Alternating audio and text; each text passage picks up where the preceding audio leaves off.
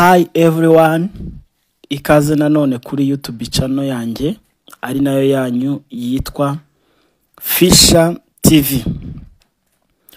Uyu munsi tugiye kuganira ku bintu by'ingenzi cyane. Ntuze gucikwa n'iyi session kuko ari ingirakamaro cyane. Ni ingirakamaro kuri buri muntu wese ufite aho ahurira no kwiga ndetse no kwigisha. Ubwo ndavuga umwarimu, umubyeyi ndetse n'umwana. Ejo bundi hari umuntu wambajije ikibazo aciye mu gikari, ndamusubiza, ariko nifuje yuko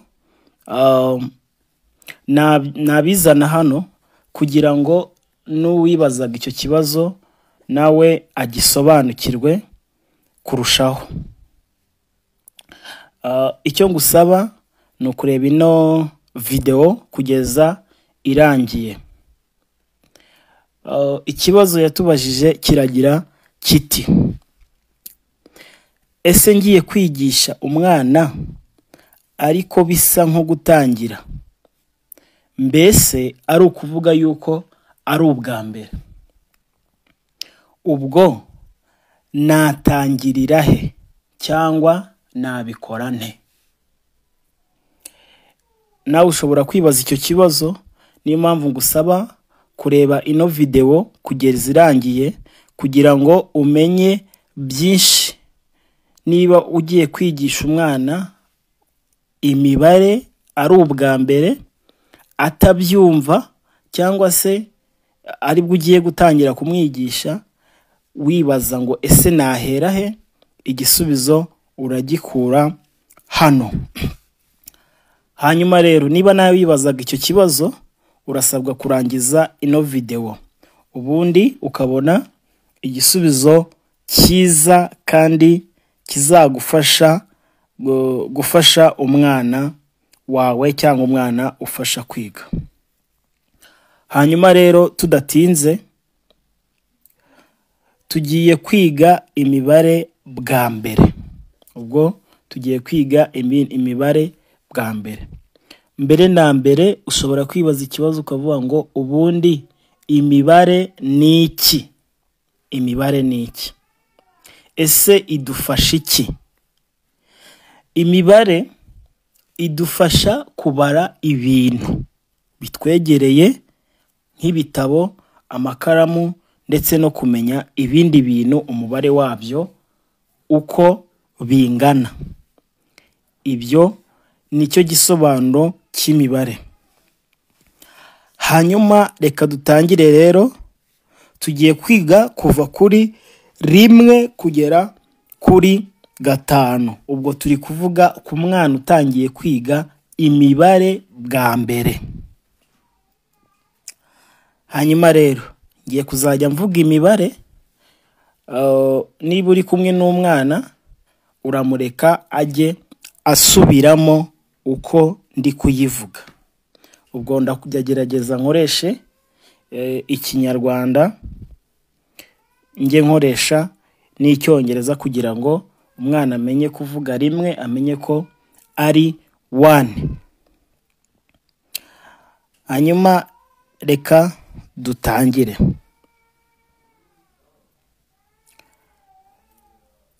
1,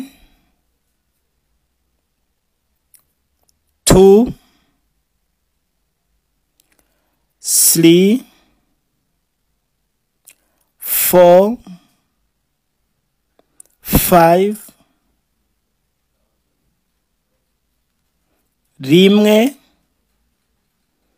2, 3, 4, 5. Nk'uko twabivuze muri video yabanjije iyi ngiyi, twavuze yuko niba uri kwigisha umwana, ugerageza kuvuga cyane kugira ngo umwana amenye amagambo cyangwa umubare muvuyeho. Niyo mpamvu mwumvise ngerageza kuvuga cyane nkoresheje ijwi riranguruye kugira ngo umwana yumve ibyo ndimo ndavuga kandi abyumve neza.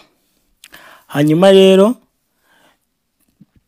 tugiye kwiyegereza ibintu dufite bitanu bitwegereye, tubyifashishe turi kubara.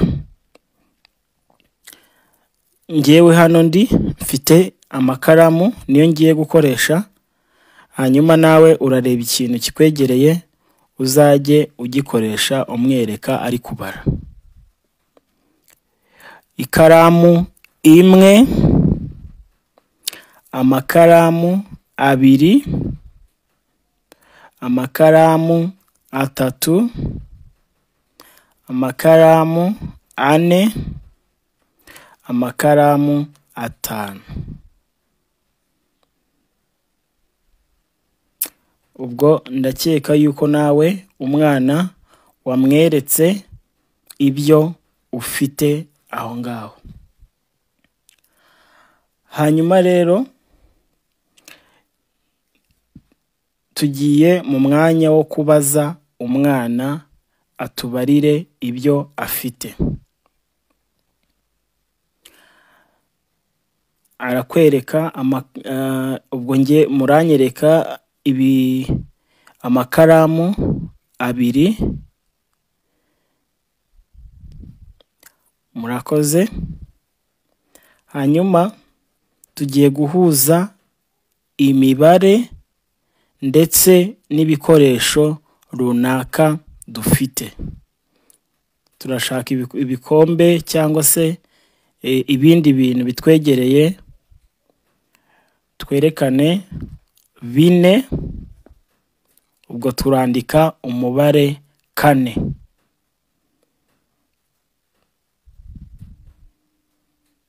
Murakoze cyane. Hanyuma muribuka ko twavuze kuri video y'ubushize tuvuga ko ushobora kwiga urimo urakina. Hanyuma rero umwana araza kunyereka 3 akoresheje intoki ze. Ubwo aranyereka intoki 3.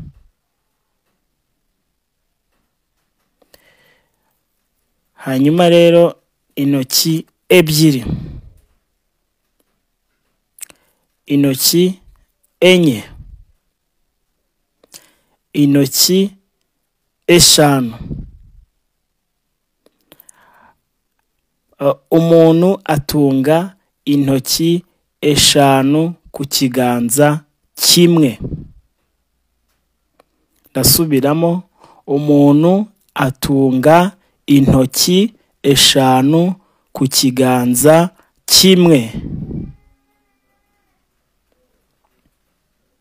Nizere yuko twese twamenye umubare 5 kandi dutahanye yuko umuntu atunga intoki 5 ku kiganza cye. Murakoze cyane. Dukomeze kubana kuri no YouTube channel, tukande subscribe. Imana iha umugisha. Ciao ciao. Ndabakunda cyane.